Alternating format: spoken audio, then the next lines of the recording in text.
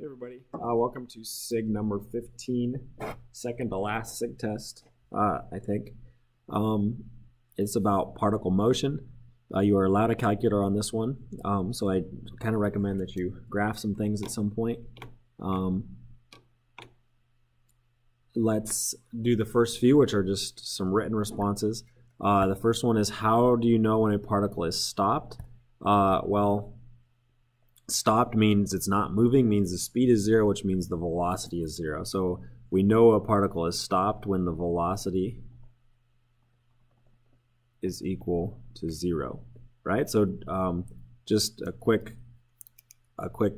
side note here. The position tells us where we are, right? The velocity tells us how fast we are moving, right? So it's telling us motion and which direction, right? And the acceleration tells us are we like going, is our velocity getting faster or slower? So the acceleration is basically telling us the rate of change of the velocity. The acceleration is telling us in a small way, like, are we speeding up and slowing down? Speed's not the right word, because speed is just, there's no direction with speed. So acceleration is like, is the force pushing us in one direction or the other direction. So this is the change, the rate of change. That's right, rate of change of velocity, right? Is the velocity, how is the velocity changing? All right. So question 2 is, how do I know when a particle is speeding up, right? So a particle is speeding up when the velocity and acceleration have the same sign, right? That's that idea that if I'm moving this direction, right, if my velocity is pushing me positive and my acceleration is also positive, then it's going to push me and go faster. Whereas if my velocity is positive and my acceleration is negative, it's going to make me go slower, and vice versa if the velocity is going the other direction. Describe how you know when a particle is moving left versus moving right. I know a particle is moving left when the velocity is less than zero, also known as when the velocity is negative. How do I know when a particle is moving right? Well, that's when the velocity is greater than zero, or it's giving me positive values. Okay, this also might be up versus down, right? Left, right, up, down, same thing. Describe the difference between displacement and distance. Displacement is, as simplest way to put it, is the change in position, right? If my position function is s of t, then displacement is s of b minus s of a. It will tell me how far I went between b and a, right? So imagine, I don't know, let's just do a quick example. Imagine my house is here, right? And let's imagine I'm 9 miles away from my house, and then, maybe at time equals 4, and then I'm 13 miles away from my house at time equals 7. My displacement would be 13 minus 9, which is 4. My displacement is 4, which is very different than distance traveled. Distance is the total distance that you've walked. So take the example of 2 steps forward and 1 step back, right? My displacement is 1 because I'm 1 unit away from where I started. My distance I traveled was 3 because I took 3 steps, right? So the distance is how far you actually traveled, right? I don't know if you're familiar with cars, but this is like the odometer on the car. The odometer is that little thing on your car that, just keeps ticking up. Doesn't matter if you're going backwards, doesn't matter if you're going towards LA or away from LA, it's just going up all the time. It doesn't care if you're 2 miles away from your house or 3. Okay, so let's actually do some problems. Okay, so we're starting here. A particle moves on a horizontal line, right? So a particle is moving right and left. Its position function is given by s of t. T has to be greater than 0, so we're not considering any negative values for t. For each problem, we want to find the velocity function. So if this is the position function, then all I have to do is to find the velocity is take the derivative of this, right? So the derivative is going to give me the velocity, which is going to give me negative 3t squared plus 22t, right? This is the velocity. The acceleration is, so this one was s prime of t. The acceleration is just going to be the second derivative of t, so it's like, which is just the first derivative of velocity. So the first derivative of velocity is acceleration. We're just taking the derivative again. It's going to be negative 6t plus 22, right? So this is A, this is B. We want to find C, the part when the particle is at rest. If you were able to answer part 1, then another word for at rest, right, is stopped. Those two things mean the same. So basically we want to take the velocity and set it equal to 0. So we're going to take this velocity and we're going to set it equal to 0. So we're doing part C. Negative 3t squared plus 22t. It's tempting to like divide by t. You don't want to do that. You just want to factor out whatever you can. Let's factor out a t. 3t plus 22.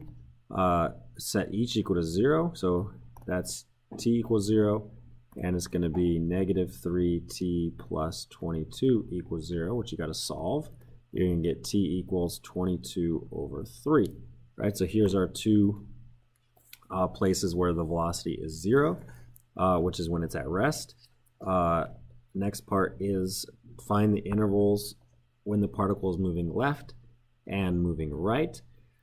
So the way we do that is, this is very similar to increasing, decreasing. We're going to put these two numbers on a number line, right? These are the two numbers we found where it's at rest. The only time it can change direction is if it stops first. So the only times it can change directions are at t equals 2 and t equals 22 over 3. So we're going to start by plugging in a number before 2. So how about like 0? If we plug in 0, how did I get t equals, I don't know what the heck I was doing right here. Look, this shouldn't be 2. This should be 0, right? So this is 0, not 2. We don't care about 0. We just care from 0 and beyond. So basically we have two places here that we want to know. We want to know there and there, right? So we're going to plug in some number between 0 and 22/3. 1 is a good idea. If I plug in 1 to my velocity function, right, over here, it's going to be 1 squared times negative 3 plus 22. That's negative 3 plus 22. We're getting a positive number, which means the it's moving right, yes, because the velocity is positive. If I plug in a number bigger than 22 over 3, let's say, I don't know, 10, then it's going to be 10 squared 100, negative 300, plus 220. It's going to be negative, which means the velocity is moving left. So again, you can't use this as your answer. We're going to say moving right. This is part D, right? Moving right from 0 to 22/3, and moving left from 22/3 to for the rest of time, infinity, right? Next is part E, which is asking find the intervals when the particle is slowing down and speeding up. This is where you have to find when the acceleration and the velocity are equal, which means we need to find first when the acceleration equals 0. So we're going to take our acceleration function here and we're going to set it equal to 0. Negative 6t plus 22, we're going to solve, and we're going to get 22 over 6 equals t, which can simplify to 11/3. T is 11/3. We're going to go ahead and put, I'm going to do it on the same, in the same general space as this one. We're going to put 11/3 here, and we just have to check left and right. This one's acceleration, this one's velocity. So if I go left of 11/3, that would be like 0. Then I have a positive number, right? We're plugging it in over here. If I plug in 0, I get 22, which means the acceleration is positive here. And if I go left of 11/3, like 30, or sorry, like 5, then I get negative 30 plus 22, and we get a negative, right? So remember, speeding up is when the acceleration matches the velocity, right? So, and we only care about 0 and after, right? So here's 0. So speeding up from 0 to 11/3, both speed and velocity are positive, right? But at 11/3, sorry, from 0 to 11/3, both velocity and acceleration are positive. After 11/3, from 11/3, right, to 22/3, the velocity is positive and the acceleration is negative. So that would be slowing down, right? So from 11/3 to 22/3, it's slowing down. And then after 22/3, the velocity becomes negative again, and the acceleration is still negative. So they're both the same. They're both negative. So that's speeding up again. And that goes forever because neither of them will change after that. And so there's the answer to part E. Okay. Last part, a particle moves along a horizontal line. Its position is given there. For each problem, find the displacement of the particle over the given interval. Calculators allowed.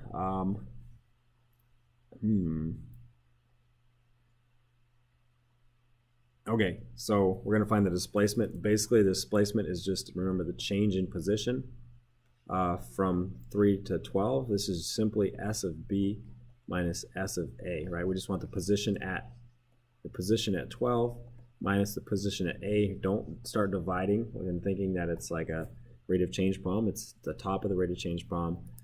So S of 12 is going to give us 12 to the 4th minus 12 times 12 to the 3rd, which is actually going to be 0. If we plug in 3, S of 3 is going to be 3 to the 4th minus 12 times 3 to the 3rd. This is 81 minus 12 times 27, which, let's do that real quick. 81 minus 12 times 27. 81 minus 12 times 27 is negative 243. So this is negative 243. So what we're going to get is 0 minus negative 243, which is 243. That's our displacement.